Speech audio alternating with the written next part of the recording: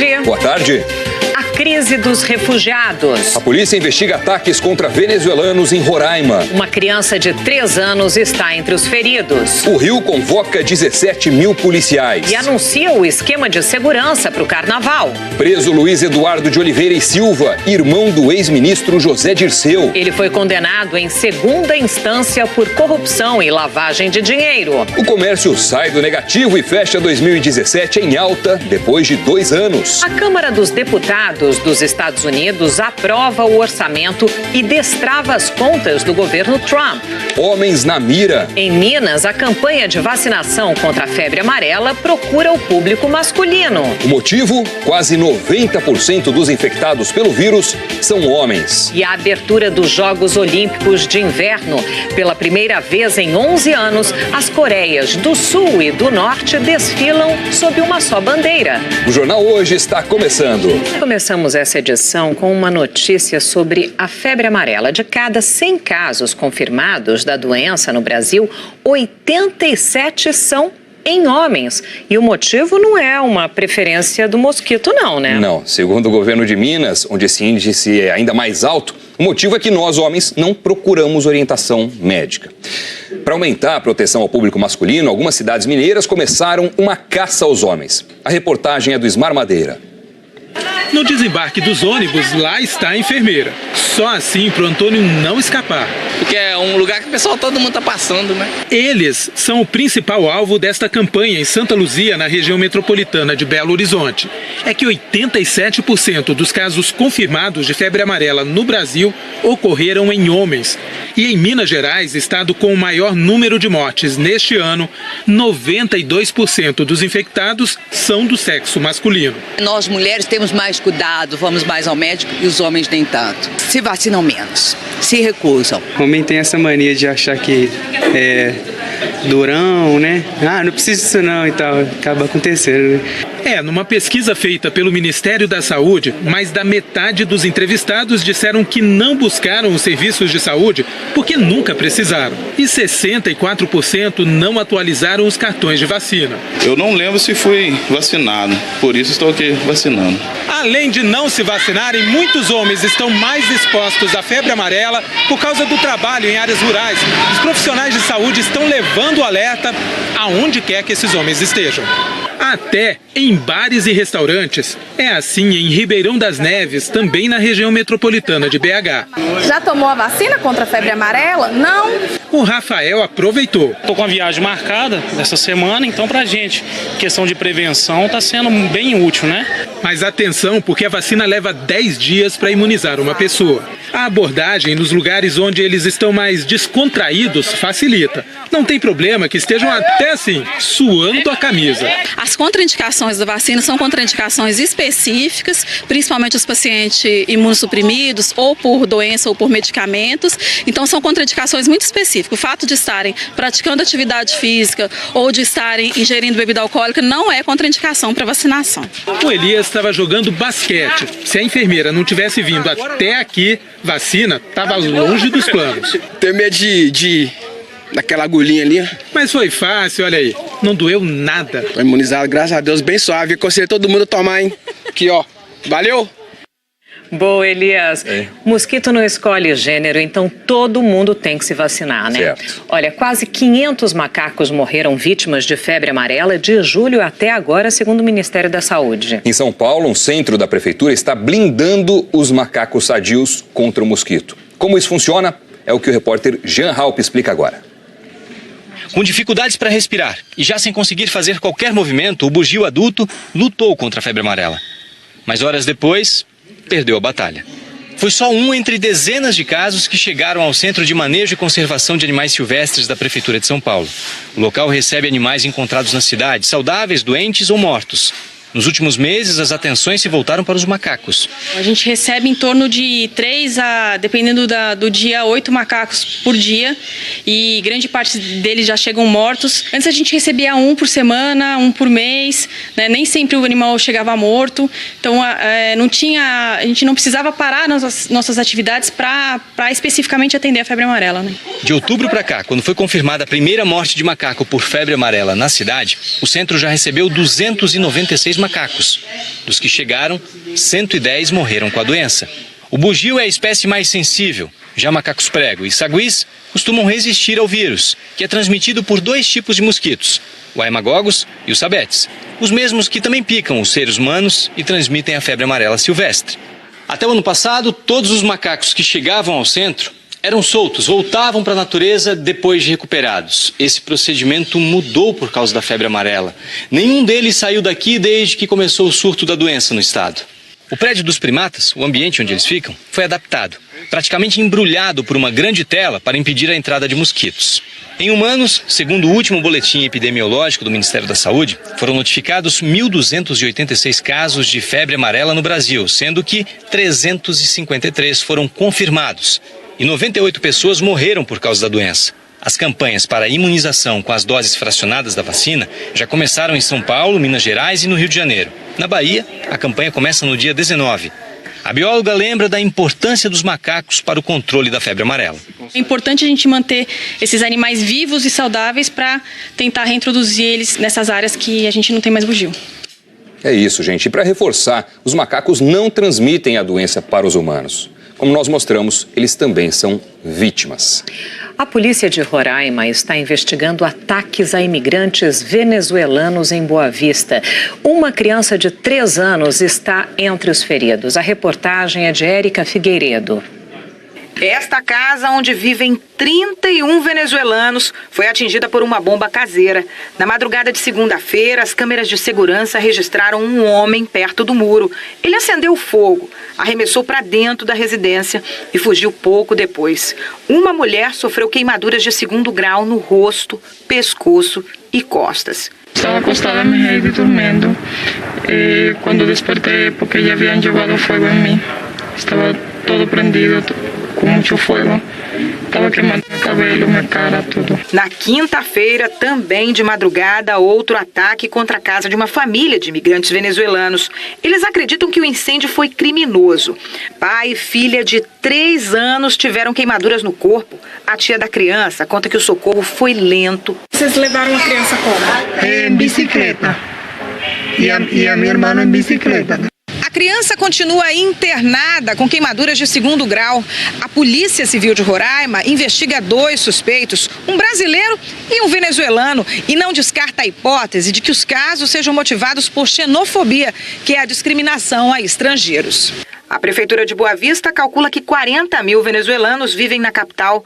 Em janeiro deste ano, mais de 15 mil pediram para entrar no Brasil pela fronteira de Roraima com a Venezuela. Eles fogem do desemprego e da falta de comida. Vim de meu país para procurar uma vida melhor, para conseguir um trabalho para ajudar minha família lá em Venezuela. Mas não esperava que me passara este acontecimento comigo. Ontem, uma comitiva de ministros esteve em Boa Vista e anunciou ações para lidar com a intensa imigração.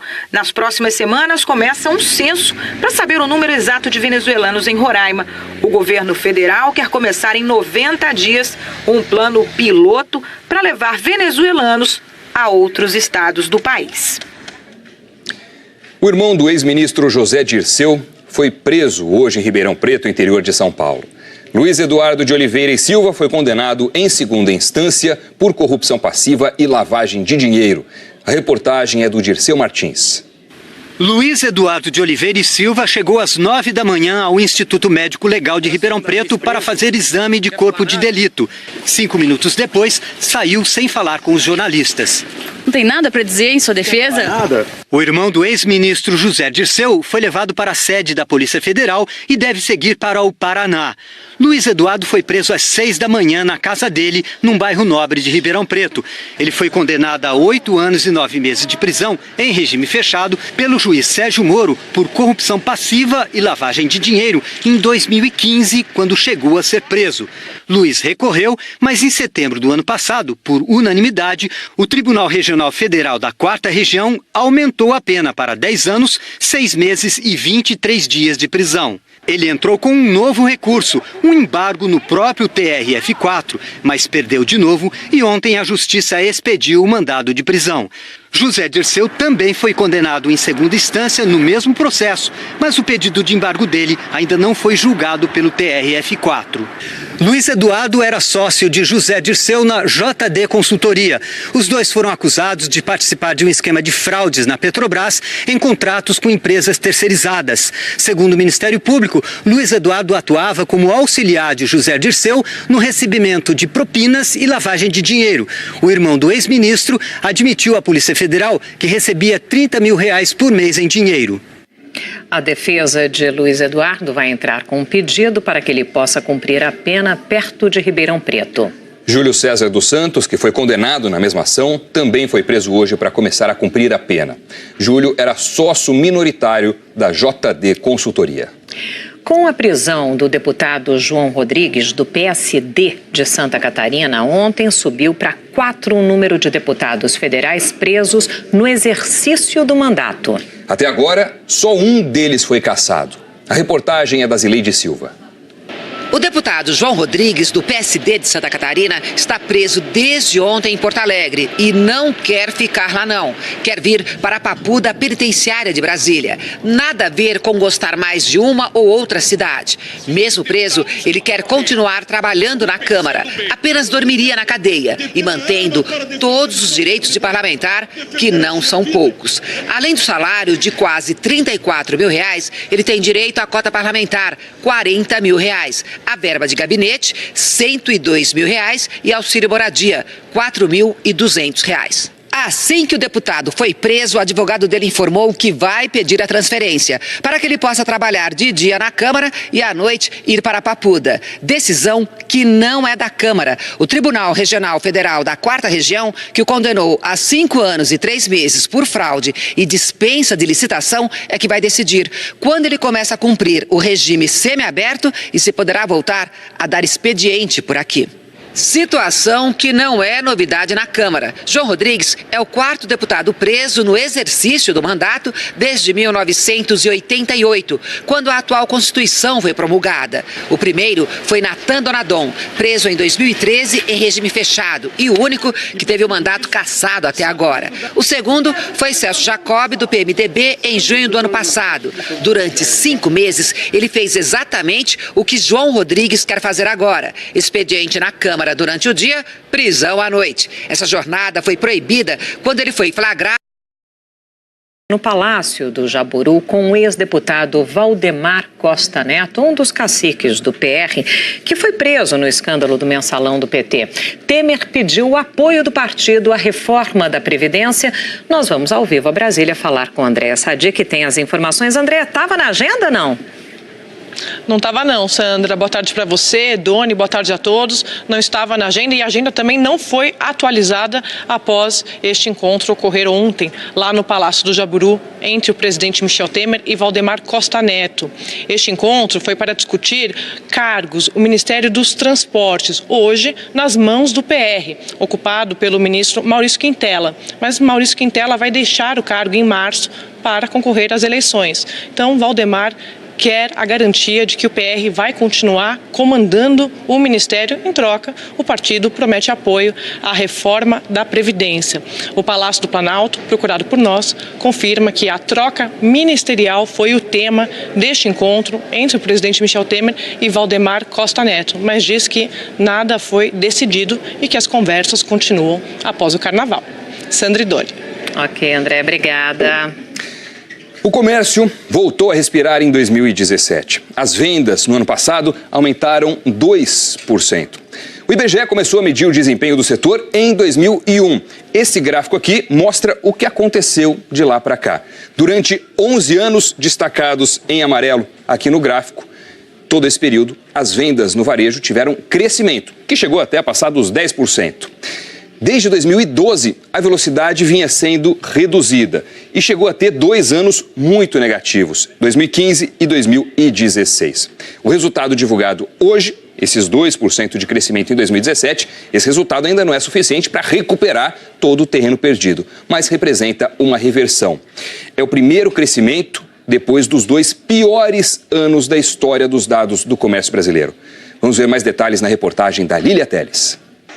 Rosane comprou geladeira e fogão no ano passado. Está de volta à loja procurando uma mesa nova. É preço. Por os preços e eu também estou precisando, né? Então não tem jeito. Consumidores como Rosane ajudaram a aquecer as vendas do comércio varejista em 2017. O setor de móveis e eletrodomésticos foi o que mais cresceu. As vendas de combustíveis tiveram um desempenho negativo. Caíram pelo 3º ano consecutivo. Mas a maioria dos setores pesquisados fechou no azul. Dos 8 segmentos, 5 registraram índices positivos. O setor de tecidos, vestuários e calçados foi o segundo entre os itens que fecharam o ano em alta. A venda de alimentos também ajudou o comércio varejista. Segundo o IBGE, os fatores que mais contribuíram para o aumento das vendas do comércio varejista foram a liberação do FGTS, a recuperação mesmo tímida da economia, com aumento pequeno do número de vagas de trabalho e a redução dos juros, que criaram facilidades para os consumidores. É em busca de uma melhor forma de pagamento que o Luiz Carlos já rodou 7 lojas procurando uma máquina de lavar que caiba no orçamento. No ano passado, ele também ajudou a alavancar o comércio. Comprei 2 TV, uma de 49 polegadas e uma de 50 polegadas. A forma de pagamento está muito boa, né? Quando começa a aumentar a quantidade de vezes, aí você começa a pensar em comprar. Os juros menor e quantidade de vezes. Isso atrai muita gente. As vendas em 2017 cresceram, mas não o suficiente para recompor as perdas. O comércio vendeu em dezembro do ano passado 9,8% abaixo do recorde histórico registrado em outubro de 2014. A avaliação é que o varejo em 2017 iniciou um processo de recuperação, mas essa recuperação vai ser lenta. Ela vai ser sujeita a solavancos, a oscilações ao longo de 2018. Claro que essa recuperação depende principalmente da recuperação do mercado de trabalho como um todo. 17 mil policiais foram escalados para o esquema de segurança do Carnaval este ano no estado do Rio. A operação vai até quarta-feira de cinzas e a gente vai conversar agora com a repórter Flávia Januzzi, que já está lá no Sambódromo. Flávia, boa tarde para você. Essa operação já está nas ruas? Já começou ou não? Boa tarde, Sandra. Olha, esse esquema especial começou hoje e prevê uma ação integrada com outras forças de segurança, como a Polícia Civil e a Guarda Municipal. Aqui, a área da Cidade Nova, onde está localizado o Sambódromo, vai receber atenção especial à noite e também de madrugada. E em locais de grande concentração, como os desfiles das escolas de samba, o policiamento vai ser a pé. Só para os blocos mais populares serão 2.100 policiais. Segundo a PM, esse esquema não vai afetar a rotina e o policiamento em outras áreas da cidade. Ontem, mais uma pessoa foi baleada numa tentativa de assalto. Bandidos que tentavam roubar um carro começaram a atirar quando viram a polícia no Grajaú, bairro residencial da Zona Norte do Rio. A psicóloga Maria Luísa Panza Bruno, de 37 anos, foi atingida na barriga e a bala ficou alojada na coluna. O estado de saúde dela é estável. Doni, Sandra. Ok, Flávia, muito obrigada. A Prefeitura de São Paulo decidiu hoje que não vai mais usar câmeras particulares no monitoramento dos blocos de carnaval. A decisão foi depois da morte de Lucas da Silva no domingo. O estudante levou uma descarga elétrica depois de encostar num poste que tinha câmeras da GWA Systems. A Prefeitura contratou a empresa Dream Factory para organizar o Carnaval de Rua de São Paulo. A Dream Factory, por sua vez, terceirizou as câmeras para a GWA. Depois da morte de Lucas, a Prefeitura multou a Dream Factory e hoje anunciou que vai retirar todas as câmeras da GWA das ruas. O monitoramento do Carnaval de Rua será feito pelas câmeras da Polícia Militar, da Guarda Civil Metropolitana e da Companhia de Engenharia de Trânsito. O desfile das escolas de samba do Grupo Especial de São Paulo começa hoje no AMB. Então a gente vai para lá com a Janaína Lepre, que já está posicionada. Janaína, boa tarde para você. A lua hoje está forte aí, hein?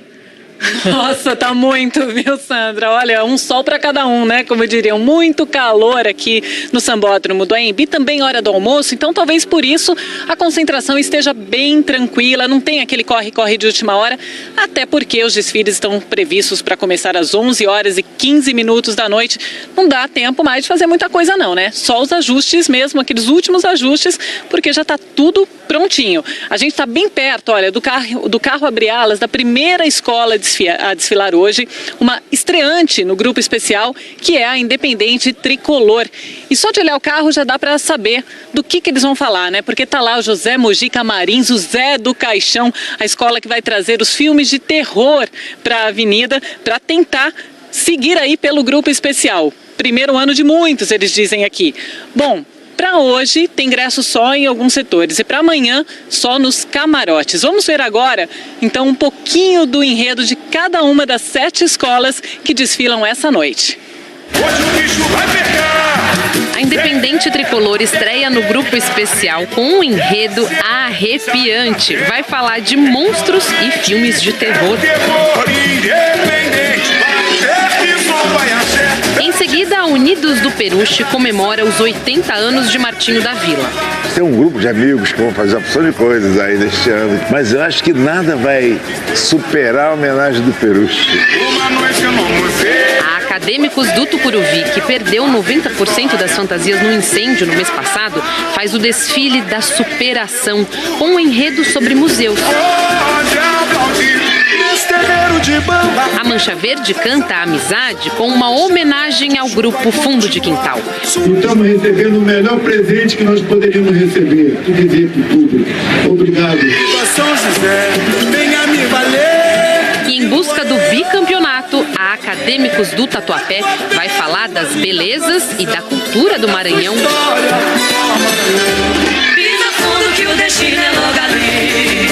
A Rosas de Ouro aposta nas histórias de caminhoneiros para conquistar o título após um jejum de 8 anos.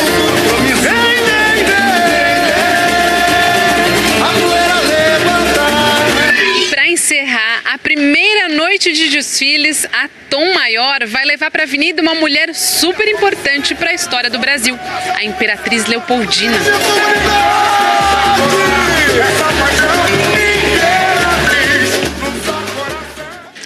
Tá aí, bom, vamos ver a previsão do tempo agora para todo o Brasil, começando pelo desfile das escolas de samba de São Paulo. Eliana Marques, boa tarde, bem-vinda. Boa tarde, obrigada, boa tarde Doni, boa tarde Sandra, boa tarde a todos. Pois olha, a previsão está favorável aí para as escolas de samba aqui de São Paulo, não deve chover do início até o fim dos desfiles que começam hoje à noite. E a temperatura vai ficar em torno dos 23, 22 graus no Sambódromo Paulista, então gostoso também, né? Porque nem calor demais, nem frio demais.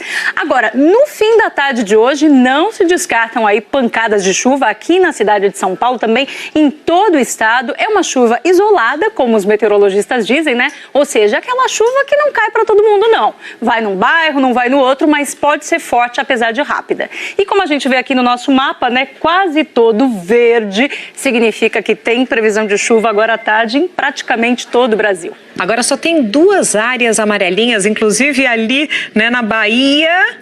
É bem pequenininha essa área. Pequenininha, exatamente. Isso significa que só nesses lugares faz sol o tempo todo, é isso? É isso aí, que vai ser uma sexta-feira de sol, de calor, de tempo firme, sem chuva, somente aqui, olha, Roraima, norte do Amazonas, um pedacinho do noroeste do Pará e essa área que a Sandra chamou a atenção, pega Sergipe e um pedacinho do extremo norte da Bahia, nem inclui o recôncavo baiano, daqui a pouco eu falo de Salvador. Agora, onde a gente vê esse colorido mais forte aqui, um aglomerado de nuvens de tempestade, aí a gente pega aqui leste do Pará, pega também parte do Maranhão, do Piauí, da Bahia e o Tocantins. Essa região é onde o tempo está pior hoje, com risco maior de temporal. E as temperaturas? Bom, temperaturas, olha, com exceção de Brasília, que é a única capital que deve ficar com máxima abaixo dos 30 graus, tá vendo aqui, 29, todas as outras capitais passando dos 30 graus, muito mais quente que isso. Destaque para a liderança de Porto Alegre, com 35 graus, Manaus com 34, Teresina com 32 graus hoje. Boa Vista e Aracaju estão naquela área de tempo firme, são as únicas capitais do país sem previsão de chuva.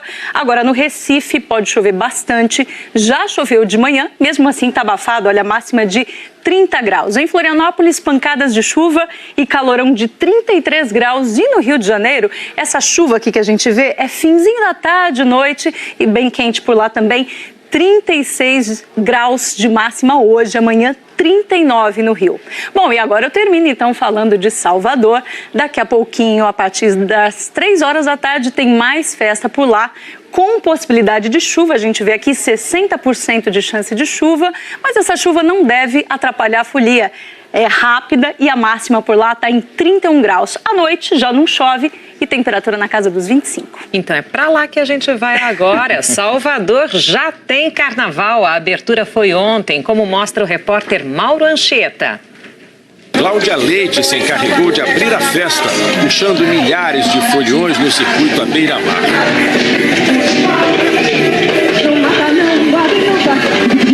Eu fico aqui até terça-feira e tem muita coisa boa pra rolar ainda. Bel Marques também sacudiu a barra.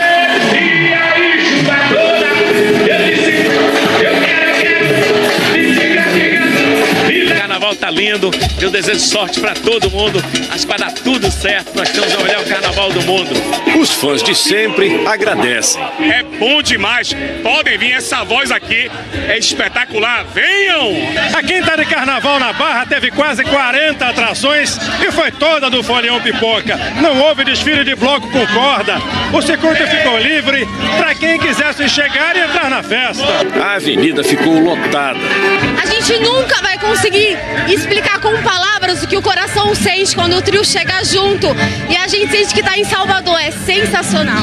A primeira noite de desfile de trios na Barra também teve Daniela Mercury.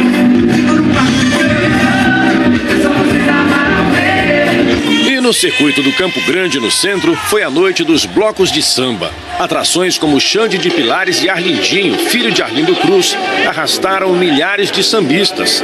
É uma outra cara da folia de Salvador, que já virou tradição da quinta de carnaval.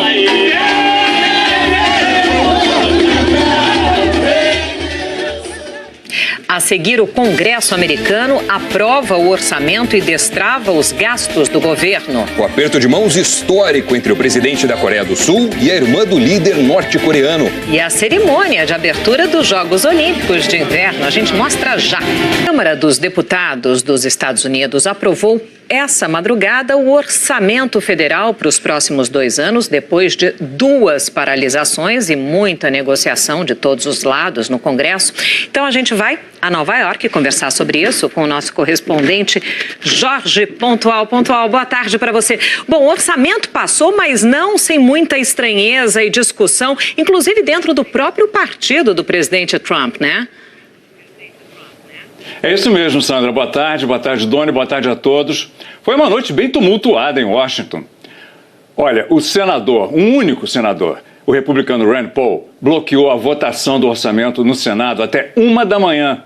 Ele protestou contra o aumento do déficit federal e o que ele chamou de gastança governamental fora de controle. Ele perguntou: nós éramos contra os déficits do presidente Obama, agora somos a favor dos déficits só porque somos republicanos? Era de madrugada quando o Senado finalmente votou e depois a Câmara, né? O presidente Trump acabou assinando o orçamento e, tecnicamente, o governo federal só parou por quase 9 horas, pouco tempo, né? Não teve efeito prático. Mostrou como anda bizarra a política americana.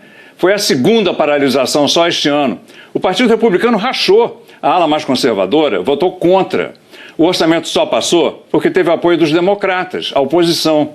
Mas esta não conseguiu o que queria, uma solução para os dreamers, os sonhadores, como são chamados os jovens imigrantes, que o presidente Trump ameaça deportar, se o Congresso não achar uma saída para eles até 5 de março. E a bizarrice não acabou não, foram aprovadas as linhas gerais do orçamento dos próximos 2 anos, só que as verbas de custeio só estão autorizadas até 23 de março. Se não tiver um acordo até lá para custear o governo até o fim do ano, pode ter mais uma paralisação. Sandra e Doni. Ok, pontual. Aí seria a terceira só esse ano. Muito obrigada. Kim Yo-jong, a irmã do ditador norte-coreano, desembarcou hoje na Coreia do Sul para a abertura dos Jogos Olímpicos de Inverno. Ela chegou hoje cedo ao país, cercada por uma delegação de 22 integrantes. Kim Yo-jong, que ocupa um cargo-chave no Partido Único, estava junto com o chefe de Estado cerimonial, Kim Yong-nam. Ele é o mais alto oficial norte-coreano a cruzar a fronteira entre os dois países nos últimos 65 anos. Essa também é a primeira vez que um integrante do núcleo da família Kim vai à Coreia do Sul desde a trégua na Guerra das Coreias em 1953. Amanhã, a irmã mais nova de Kim Jong-un vai se reunir em Seul com o presidente sul-coreano, Moon Jae-in, que hoje recepcionou representantes de vários governos. O vice-presidente americano, Mike Pence, foi ao jantar, mas saiu 5 minutos depois. Segundo a imprensa sul-coreana, ele iria se sentar na mesma mesa do chefe de Estado cerimonial da Coreia do Norte. Pouco tempo depois, o vice-presidente americano voltou a ficar bem perto da delegação norte-coreana, na tribuna de honra, durante a cerimônia de abertura dos Jogos Olímpicos de Inverno. Essa semana, os Estados Unidos disseram que vão fazer novas sanções econômicas contra a Coreia do Norte, como mais uma tentativa de pressionar Pyongyang a abandonar o programa nuclear. Na tribuna, o presidente sul-coreano Moon Jae-in e a irmã do ditador norte-coreano se cumprimentaram com um aperto de mão. E acabou agora há pouco a cerimônia de abertura dos Jogos de Inverno. Veja na reportagem de Marina Isidro. Enfrentar fila para entrar no estádio olímpico com uma temperatura de 2 graus negativos, vale a pena? Não é todo dia que você pode ver uma Olimpíada na sua casa, por isso vale o esforço de esperar no frio, diz esse estudante. Como essa promete ser uma das Olimpíadas mais geladas da história, todo mundo que entra aqui no estádio ganha um kit como esse, que tem gorro, cobertor, entre outros itens. Além disso, foram montados esses abrigos aqui no corredor do estádio. Assim o público pode entrar, se aquecer um pouquinho, assim suaviza o frio e depois volta para a arquibancada para acompanhar a cerimônia de abertura. As animadas boas-vindas mostraram as cores da Coreia do Sul.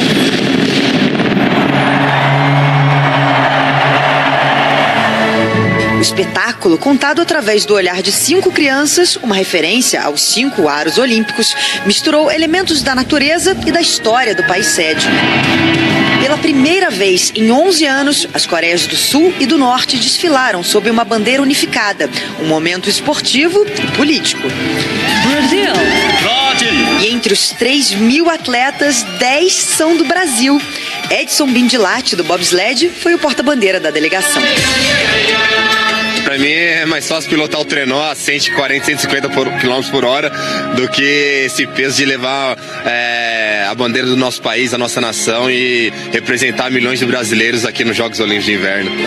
Com a Rússia banida por causa do escândalo de doping no país, 168 de seus atletas vão participar como neutros, sob a bandeira do Comitê Olímpico Internacional.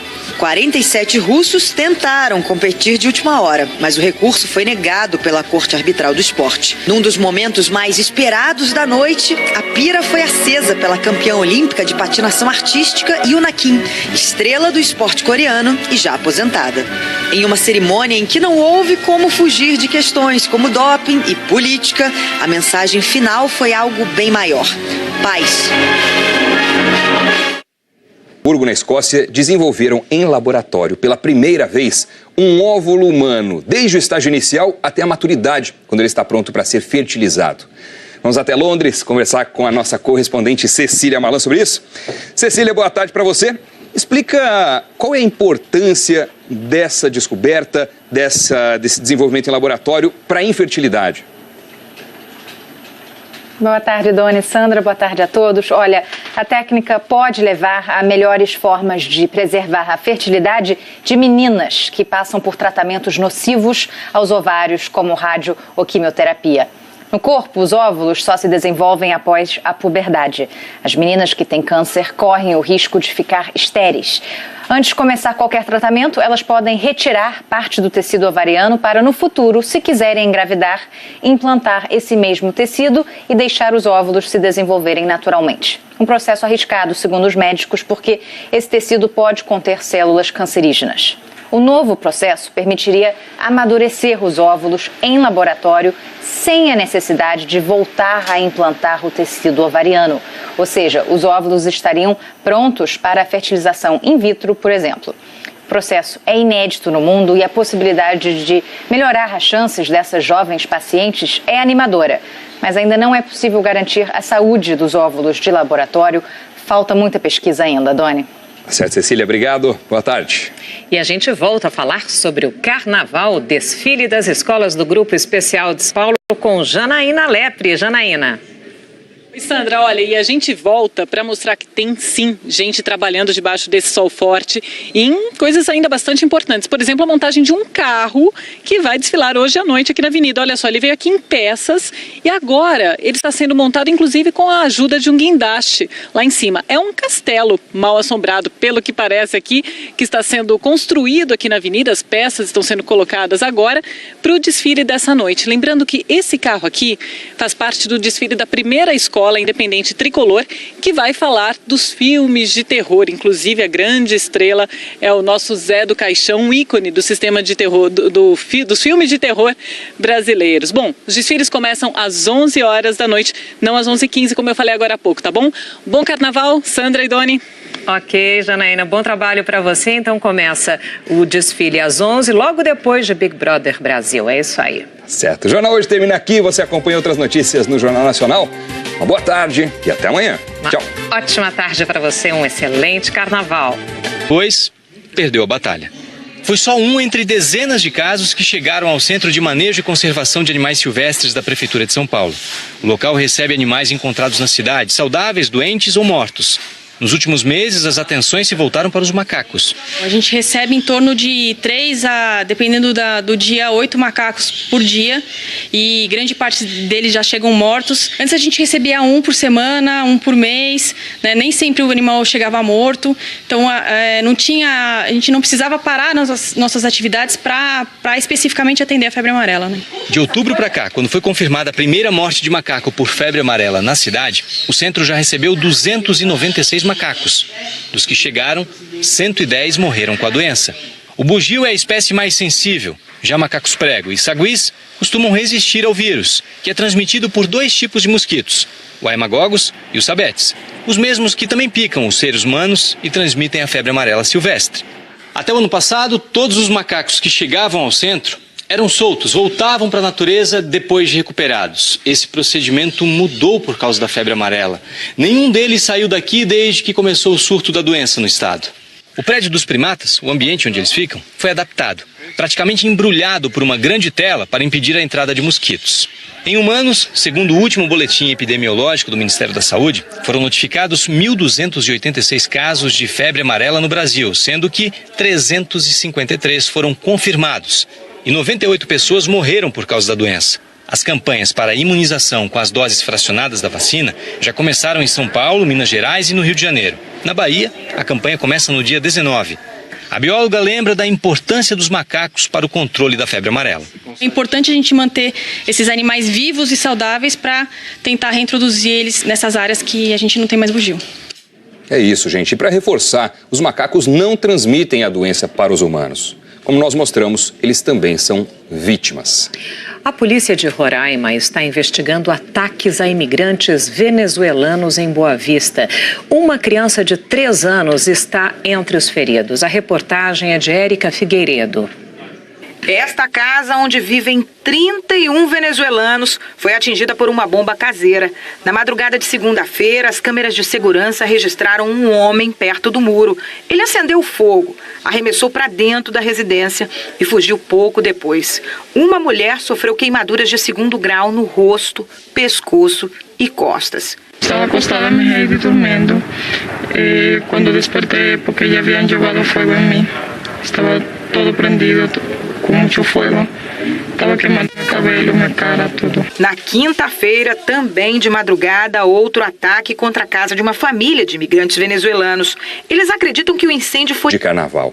A decisão foi depois da morte de Lucas da Silva no domingo. O estudante levou uma descarga elétrica depois de encostar num poste que tinha câmeras da GWA Systems. A prefeitura contratou a empresa Dream Factory para organizar o Carnaval de Rua de São Paulo. A Dream Factory, por sua vez, terceirizou as câmeras para a GWA. Depois da morte de Lucas, a prefeitura multou a Dream Factory e hoje anunciou que vai retirar todas as câmeras da GWA das ruas. O monitoramento do Carnaval de Rua será feito pelas câmeras da Polícia Militar, da Guarda Civil Metropolitana e da Companhia de Engenharia de Trânsito. O desfile das escolas de samba do Grupo Especial de São Paulo começa hoje no AMB. Então a gente vai para lá com a Janaína Lepre, que já está posicionada. Janaína, boa tarde para você. A lua hoje está forte aí, hein? Nossa, tá muito, viu, Sandra? Olha, um sol para cada um, né? Como diriam, muito calor aqui no Sambódromo do AMB, também hora do almoço, então talvez por isso a concentração esteja bem tranquila, não tem aquele corre-corre de última hora, até porque os desfiles estão previstos para começar às 11h15 da noite. Não dá tempo mais de fazer muita coisa não, né? Só os ajustes mesmo, aqueles últimos ajustes, porque já tá tudo prontinho. A gente tá bem perto, olha, do carro abre-alas da primeira escola a desfilar hoje, uma estreante no Grupo Especial, que é a Independente Tricolor.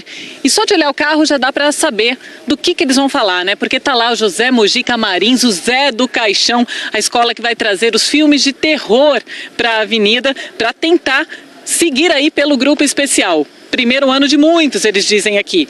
Bom, para hoje tem ingresso só em alguns setores e para amanhã só nos camarotes. Vamos ver agora, então, um pouquinho do enredo de cada uma das 7 escolas que desfilam essa noite. A Independente Tricolor estreia no Grupo Especial com um enredo arrepiante. Vai falar de monstros e filmes de terror. Em seguida, a Unidos do Peruche comemora os 80 anos de Martinho da Vila. Tem um grupo de amigos que vão fazer uma porção de coisas aí neste ano, mas eu acho que nada vai superar a homenagem do Peruche.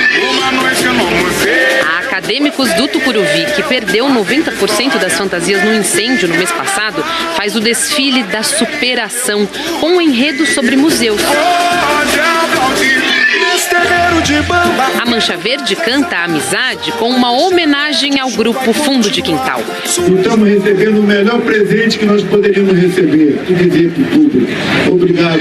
São José, venha me valer. E em busca do bicampeonato, a Acadêmicos do Tatuapé vai falar das belezas e da cultura do Maranhão. Então a gente vai a Nova York conversar sobre isso com o nosso correspondente Jorge Pontual. Boa tarde para você. Bom, o orçamento passou, mas não sem muita estranheza e discussão, inclusive dentro do próprio partido do presidente Trump, né? É isso mesmo, Sandra. Boa tarde, Doni, boa tarde a todos. Foi uma noite bem tumultuada em Washington. Olha, o senador, um único senador, o republicano Rand Paul, bloqueou a votação do orçamento no Senado até 1h. Ele protestou contra o aumento do déficit federal e o que ele chamou de gastança governamental fora de controle. Ele perguntou: nós éramos contra os déficits do presidente Obama, agora somos a favor dos déficits só porque somos republicanos? Era de madrugada quando o Senado finalmente votou e depois a Câmara, né? O presidente Trump acabou assinando o orçamento e, tecnicamente, o governo federal só parou por quase 9 horas, pouco tempo, né? Não teve efeito prático. Mostrou como anda bizarra a política americana. Foi a segunda paralisação só este ano. O Partido Republicano rachou. A ala mais conservadora votou contra. O orçamento só passou porque teve apoio dos democratas, a oposição. Mas esta não conseguiu o que queria, uma solução para os dreamers, os sonhadores, como são chamados os jovens imigrantes que o presidente Trump ameaça deportar, se o Congresso não achar uma saída para eles até 5 de março. E a bizarrice não acabou, não. Foram aprovadas as linhas gerais do orçamento dos próximos 2 anos, só que as verbas de custeio só estão autorizadas até 23 de março. Se não tiver um acordo até lá para custear o governo até o fim do ano, pode ter mais uma paralisação. Sandra e Doni. Ok, pontual. Aí seria a terceira só esse ano. Muito obrigada. Kim Yo-jong, a irmã do ditador norte-coreano, desembarcou hoje na Coreia do Sul para a abertura dos Jogos Olímpicos de Inverno. Ela chegou hoje cedo ao país, cercada por uma delegação de 22 integrantes. Kim Yo-jong, que ocupa um cargo-chave no Partido Único, estava junto com o chefe de Estado cerimonial, Kim Yong-nam. Ele é o mais alto oficial norte-coreano a cruzar a fronteira entre os dois países nos últimos 65 anos. Essa também é a primeira vez que um integrante do núcleo da família Kim vai à Coreia do Sul desde a trégua na Guerra das Coreias em 1953. Amanhã, a irmã mais nova de Kim Jong-un vai se reunir em Seul com o presidente sul-coreano, Moon Jae-in, que hoje recepcionou representantes de vários governos. O vice-presidente americano, Mike Pence, foi ao jantar, mas saiu 5 minutos depois.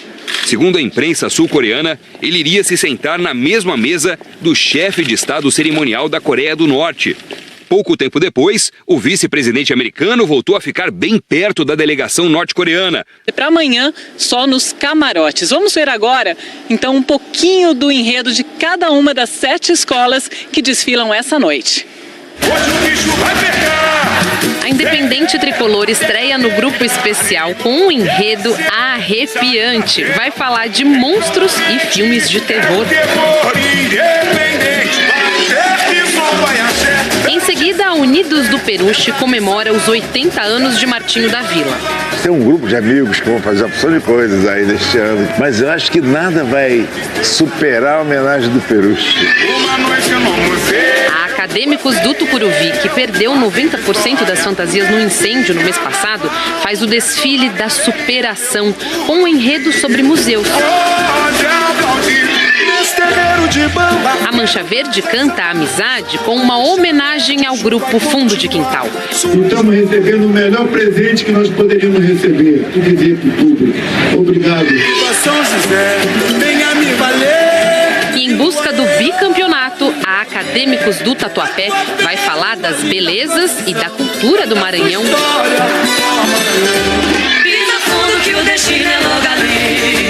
A Rosas de Ouro aposta nas histórias de caminhoneiros para conquistar o título após um jejum de 8 anos.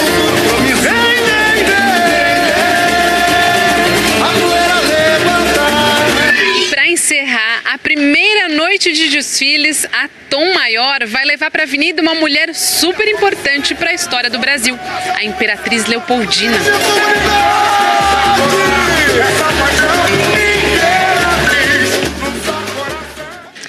Tá aí, bom, vamos ver a previsão do tempo agora para todo o Brasil, começando pelo desfile das escolas de samba de São Paulo. Eliana Marques, boa tarde, bem-vinda. Boa tarde, obrigada, boa tarde Doni, boa tarde Sandra, boa tarde a todos. Pois olha, a previsão está favorável aí para as escolas de samba aqui de São Paulo, não deve chover do início até o fim dos desfiles que começam hoje à noite. E a temperatura vai ficar em torno dos 23, 22 graus no Sambódromo Paulista, então gostoso também, né, porque nem calor demais, nem frio demais. Agora, no fim da tarde de hoje, não se descartam aí pancadas de chuva aqui na cidade de São Paulo, também em todo o estado. É uma chuva isolada, como os meteorologistas dizem, né? Ou seja, aquela chuva que não cai para todo mundo, não. Vai num bairro, não vai no outro, mas pode ser forte, apesar de rápida. E como a gente vê aqui no nosso mapa, né? Quase todo verde significa que tem previsão de chuva agora à tarde em praticamente todo o Brasil. Agora só tem 2 áreas amarelinhas, inclusive ali, né, na Bahia. É bem pequenininha essa área. Pequenininha, exatamente. Isso significa que só nesses lugares faz sol o tempo todo, é isso? É isso aí, que vai ser uma sexta-feira de sol, de calor, de tempo firme, sem chuva. Alto oficial norte-coreano a cruzar a fronteira entre os dois países nos últimos 65 anos. Essa também é a primeira vez que um integrante do núcleo da família Kim vai à Coreia do Sul desde a trégua na Guerra das Coreias em 1953. Amanhã, a irmã mais nova de Kim Jong-un vai se reunir em Seul com o presidente sul-coreano, Moon Jae-in, que hoje recepcionou representantes de vários governos. O vice-presidente americano, Mike Pence, foi ao jantar, mas saiu 5 minutos depois. Segundo a imprensa sul-coreana, ele iria se sentar na mesma mesa do chefe de Estado cerimonial da Coreia do Norte. Pouco tempo depois, o vice-presidente americano voltou a ficar bem perto da delegação norte-coreana, na tribuna de honra, durante a cerimônia de abertura dos Jogos Olímpicos de Inverno. Essa semana, os Estados Unidos disseram que vão fazer novas sanções econômicas contra a Coreia do Norte, como mais uma tentativa de pressionar Pyongyang a abandonar o programa nuclear. Na tribuna, o presidente sul-coreano Moon Jae-in e a irmã do ditador norte-coreano se cumprimentaram com um aperto de mão. E acabou agora há pouco a cerimônia de abertura dos Jogos de Inverno. Veja na reportagem de Marina Isidro. Enfrentar fila para entrar no estádio olímpico com uma temperatura de 2 graus negativos vale a pena? Não é todo dia que você pode ver uma Olimpíada na sua casa. Por isso vale o esforço de esperar no frio, diz esse estudante. Como essa promete ser uma das Olimpíadas mais geladas da história, todo mundo que entra aqui no estádio ganha um kit como esse, que tem gorro, cobertor, entre outros itens. Além disso, foram montados esses abrigos aqui no corredor do estádio. Assim o público pode entrar, se aquecer um pouquinho, assim suaviza o frio e depois volta para a arquibancada para acompanhar a cerimônia de abertura. As animadas boas-vindas mostraram as cores da Coreia do Sul.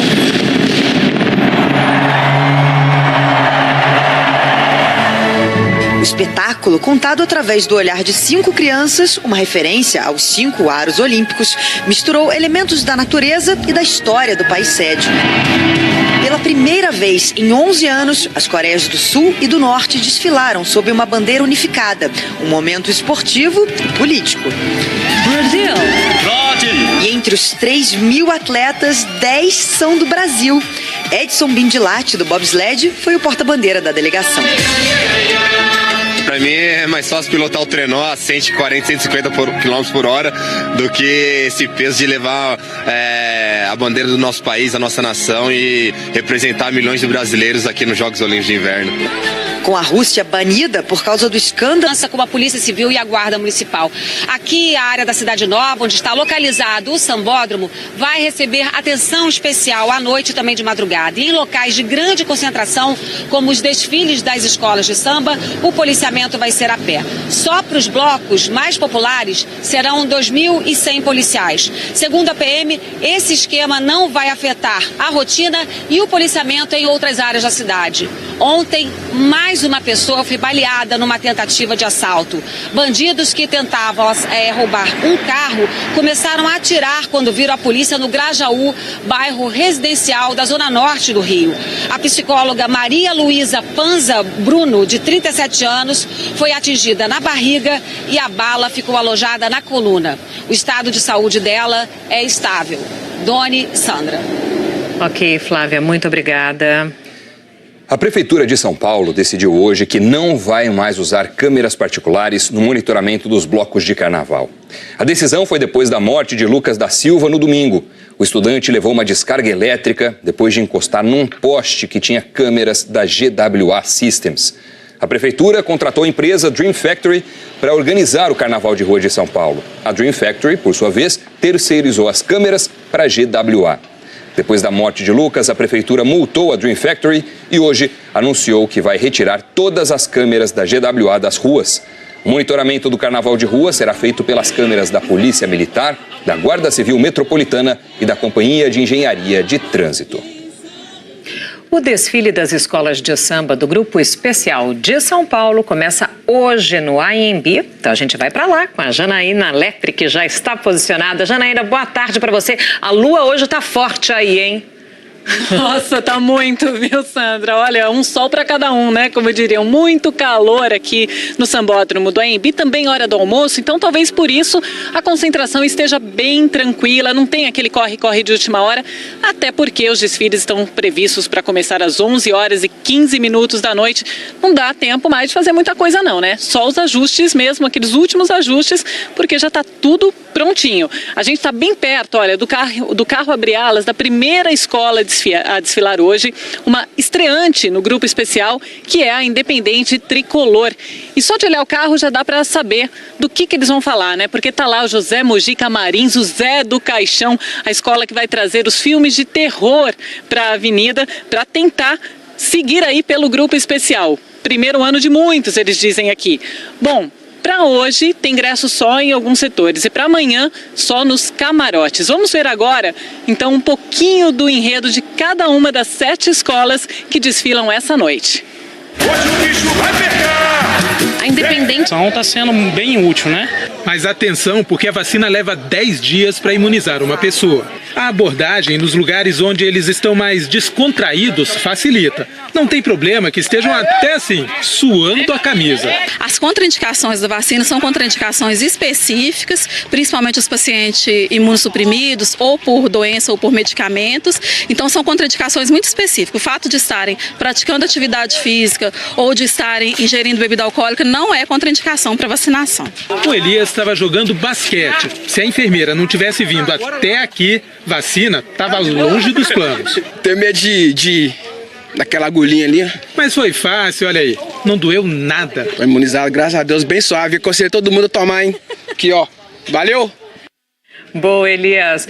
Mosquito não escolhe gênero, então todo mundo tem que se vacinar, né? Certo. Olha, quase 500 macacos morreram vítimas de febre amarela de julho até agora, segundo o Ministério da Saúde. Em São Paulo, um centro da prefeitura está blindando os macacos sadios contra o mosquito. Como isso funciona? É o que o repórter Jean Halp explica agora.